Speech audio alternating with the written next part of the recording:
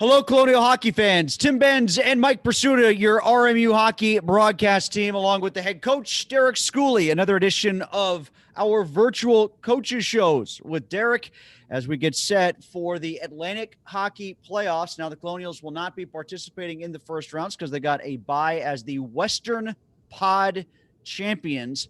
Am I saying that right, by the way, Derek? Is that the official designation of your championship? Western Pod? West regular season. Yeah. West regular season pod champion. No pod. Oh, we don't even call pod? Okay. No. All right. I just want to make sure I'm getting the exact title out there. So West regular season champion. And now you will wait to see who you play in the first round, your first round, their second round of the playoffs, the quarterfinals. What will you do scouting-wise during the course of this week? Will you watch games live? You're going to try to digest a lot as it happens, or you just save that for next week once you figure out who you're playing?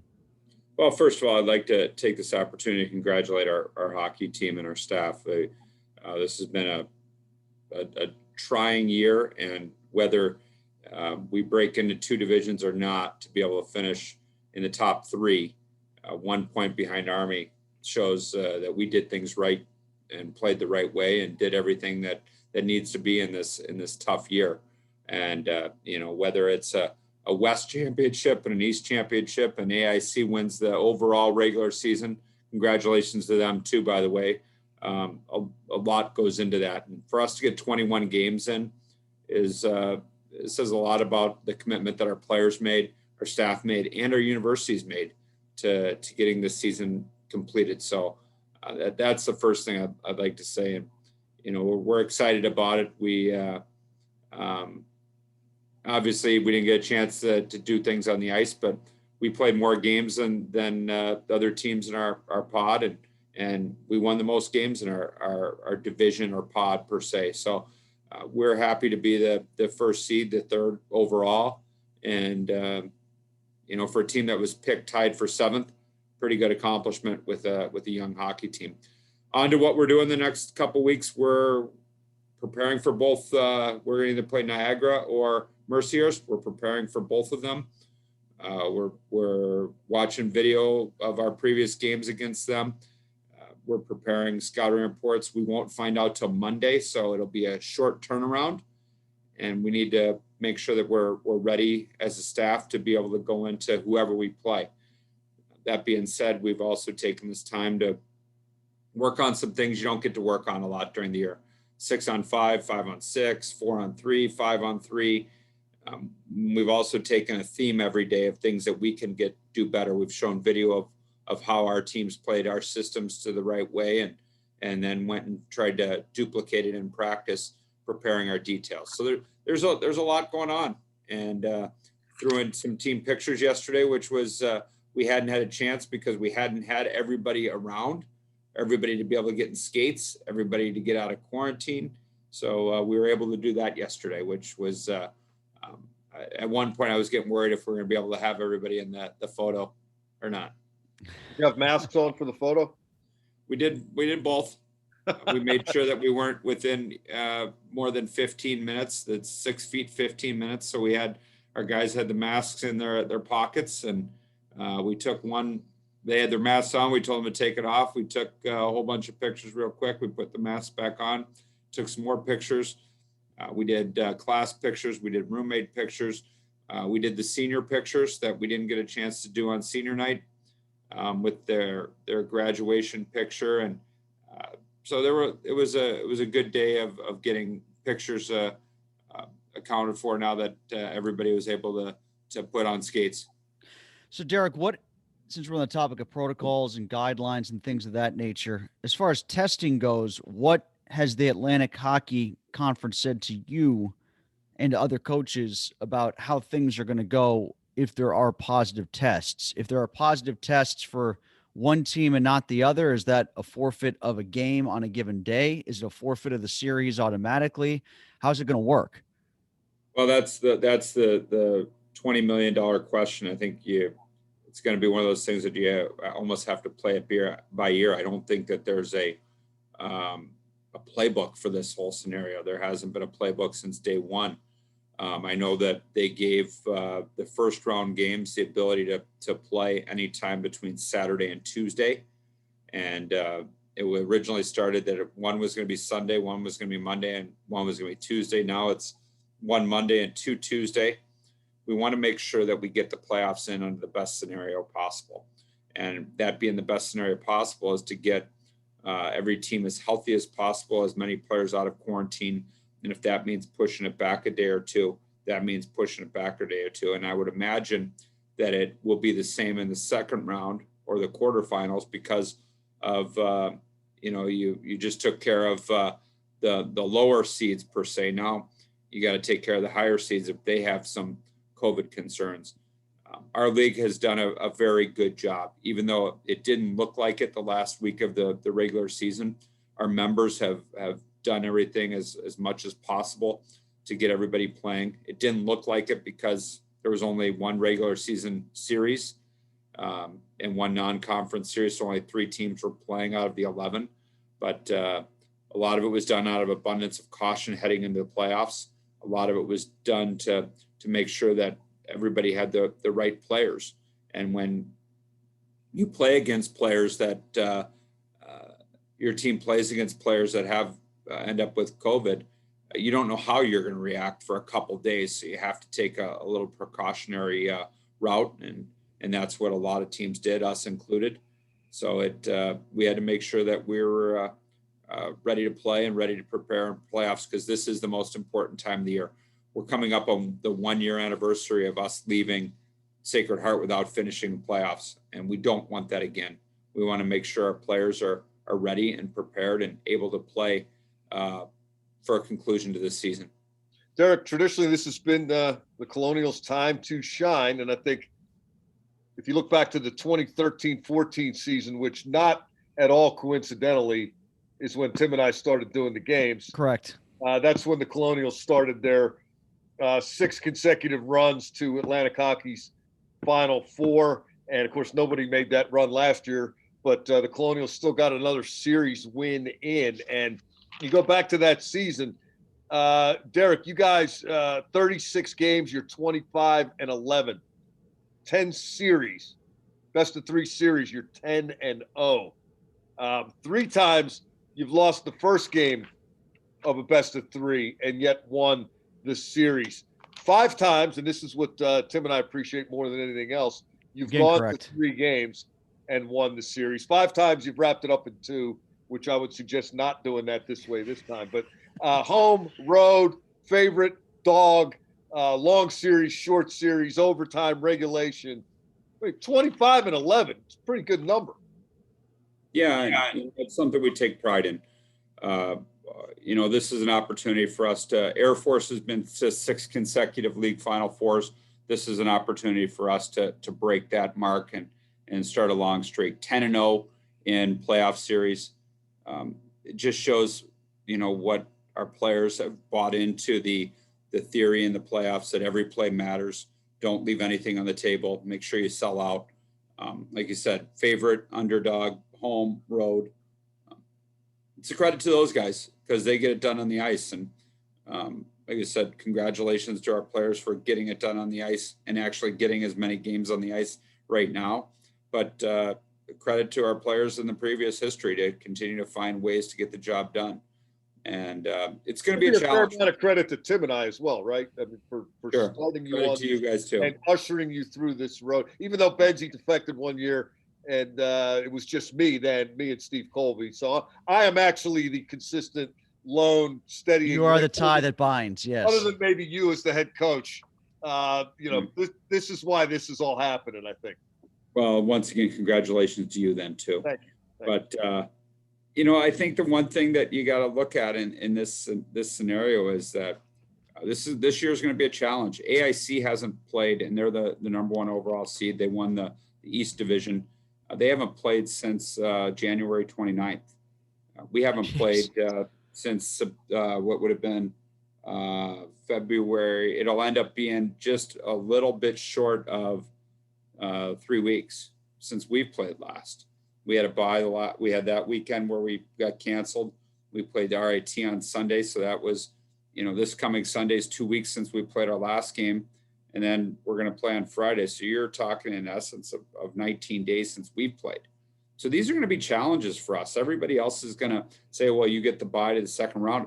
All the other teams are got opportunities to play hockey games. If we play Niagara, they will have played 3 games in that amount of time. If we play Mercyhurst, they will have played 1 game in that amount of time. So it's you got to be able to shake the rust off. You got to be able to get after it. And I think you're going to see a lot of knock on wood upsets all over college hockey in playoffs this year, whether it's 1 game, whether it's 2 out of 3, just because of the amount of time and rust that some of these teams that get buys are going to have. To that end, Derek, is it official yet? I think we talked about this briefly last week, but I can't remember how we left it. Should you guys be fortunate enough to host, are you going to host? I believe we will. Okay. Yes. How are you health-wise besides COVID? Well, like I said, we had our team picture. Everybody was able to participate in the picture yesterday. We've been slowly but surely getting everybody back.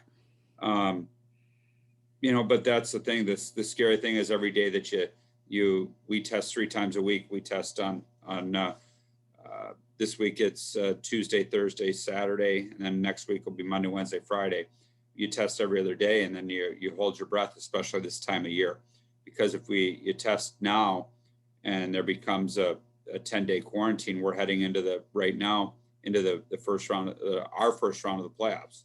So you got to make sure our guys are doing things right. And I think a lot of coaches, Frank Serratori at Air Force said it the best.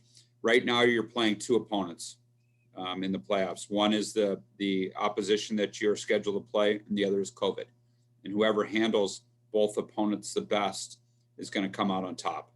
And I've used that with our team, and our guys have done a great job with, everything. But now it's you got to continue throughout the weekend. And that's the hard thing about having buys. It's great for rest. It's great to advance, but idle time where we're healthy, idle time where we don't have positive tests. You just hold your breath every time we test now and make sure that they come back. You have to be positive that they're negative, if that makes any sense. I think I follow. Yeah. Derek, the Penguins got some people in the building this week at PPG Paints Arena. What does that mean, for the Frozen Four coming up in April at the same facility? And any chance if RMU plays 2 or 3 games this weekend and maybe more down the road, any chance we'll get a few people out to Neville Island? That's the another question. You guys are full of $20 million questions today. That's another one we're handling right now internally to see if that's something that we can do for the playoffs here. We want to make sure that we protect our bubble too, and protect the bubble of not only ourselves but the workers in the arena, the media, yourselves, camera, everything. We want to protect that bubble, but that's a question that we're going to be working through before we play our playoff game. And I believe that I think the Penguins and NCAA are going to be on the same line. So if the Penguins are considered able to continue to have fans in the stands, I think the NCAA will as well. Right now, the state of Pennsylvania is limited at 15%, but the NCAA has limited their championships for the winter at 25%. So there is a potential of getting 10% more people in the stands if the governor or government of Pennsylvania will allow it. But I think they're looking at having fans at the Frozen Four, which will be good for you. Yes, it'll be very good for us. Very good. It will. I want to go back to something you said, Derek, about the lack of playing time and how that translates into a game. Where do you find that efficiency erodes the most when you're away from practice? Is it the power play? Is it the penalty kill? Like what specific part? Is it goaltending? What specific part of your game do you worry the most about when you don't have games for a while? Your details and your physicality. Your details is what you really are concerned about. You can say to finish your checks, you can say to hit in practice, but you're also hitting your teammate. So I don't think that there's the physicality that comes as a playoff game, and I think your details. making sure that you're in the right spot. And those are things that we're harping on, and we're making sure that we do. And we're scrimmaging every day. We're actually scrimmaging at least 5 to 7 minutes. The other day we did a special team scrimmage. Yesterday we did a 30-minute scrimmage. So we're getting scrimmaging under our belts every day. It's hard because we only have 2.5, or we would only have like 2.5 lines per team and 4D. So it's challenging to go for long periods of time against each other because you get tired quickly, but it's also kind of hidden conditioning. So you've got to make sure that as much as you say the physicality, they're going to have to be ready to be physical right out of the gate and play physical, because before you know it, you could be advancing or you could not be. So be ready to go and be ready to play. Derek, your games were not consistent in terms of when they were played throughout the schedule. You had busy periods and you had periods of relative inactivity, but based on what you put on tape and in the standings and into the record book, is there one or two aspects of the Colonials play that you are very comfortable will be there when the puck drops in the postseason? Well, I mean, you are what your record says you are, per se. And I think that we were 14-7. We were 1-2 out of every 3 games. And I think that's something that we can be proud of. And one of the things that we hung our hat on is we're really good in transition offensively, created transition offense very well. And our power play is very good. That's something you can replicate during practice, and you can replicate a lot is your power play and your special teams work.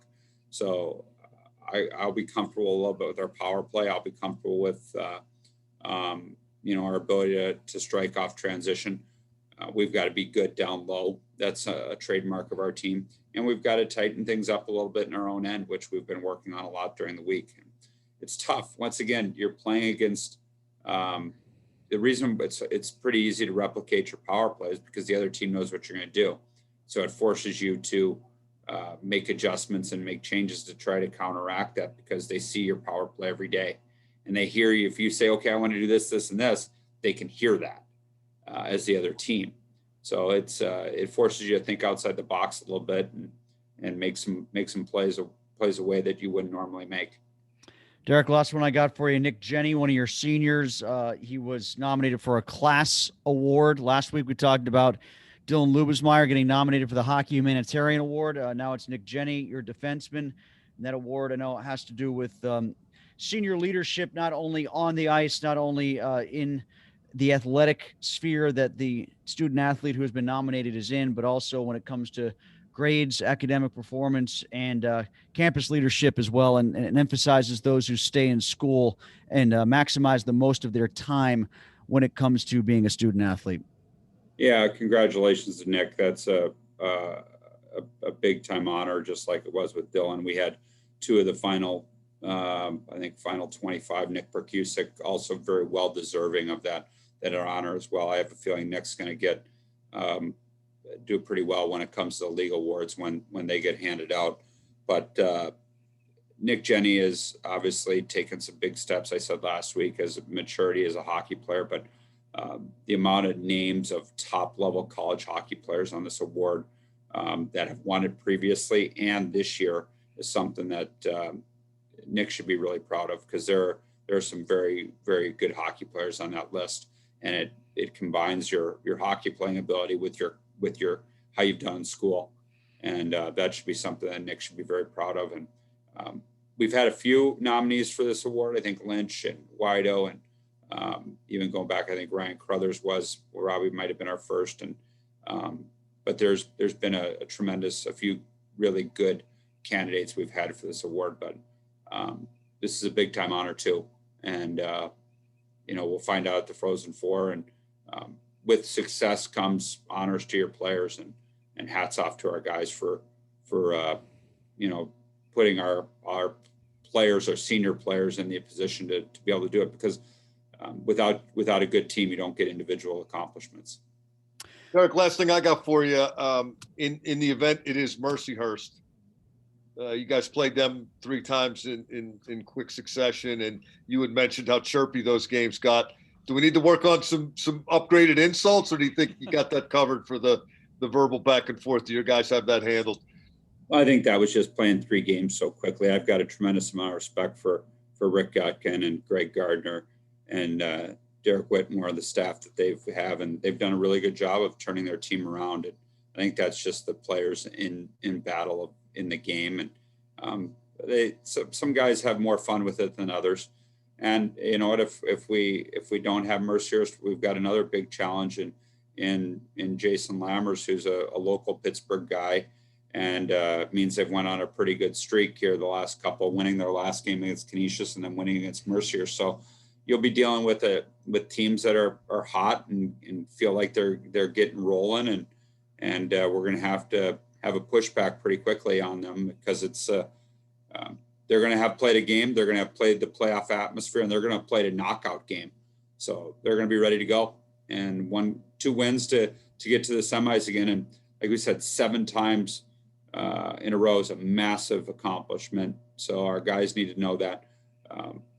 So we got to be ready to go, and we'll find out more. And we could probably talk a short time, since we've talked fairly leading into the playoffs next week, about who we're playing and who we're preparing to go. But 2 very good hockey teams that will mount challenges in different forms for us. And Friday, Saturday, Sunday, right? It's going to be, regardless, it's going to be Friday, Saturday, Sunday for you guys. That's as of right now. We may have the ability as well to be able to move to sometime later into Monday, Tuesday, later if COVID concerns play into effect. All right, Derek, we'll talk to you next week when we know who you're playing. Sounds good, guys. Thank you. And you know what? Like I said, it's been fun. We just need to keep this thing rolling, because our guys deserve this. All the players, all the student athletes of all the teams deserve a finish to their season, and some outcome that they didn't get last year. We're 1 year into this right now, and it's time for a resolution. I can't think of any better way to resolve it than to host 3 playoff games on Neville Island next weekend. Nope, 2. And then why not play host to 2 more when you guys are hosting the championship, right? You need help from the other side. You really love that. We'll turn it down. All these people are going to be watching going, why is he rooting for them to lose a game? It's just purely financial. It's exciting. A deciding game. It's like a game 7. It's what you grow up. You dream of that growing up. You're playing out in your backyard or your driveway or wherever. You know, what could be better? You know what? We should make you guys get paid per win and not get paid on losses. I don't like that idea. Yeah, incentives likely to be earned, as they say in the National Football League. There you go. That would really take your enthusiasm for a 3-game series right out of the mix. Derek Schooley, head coach of the Colonials. We'll be back with you next week.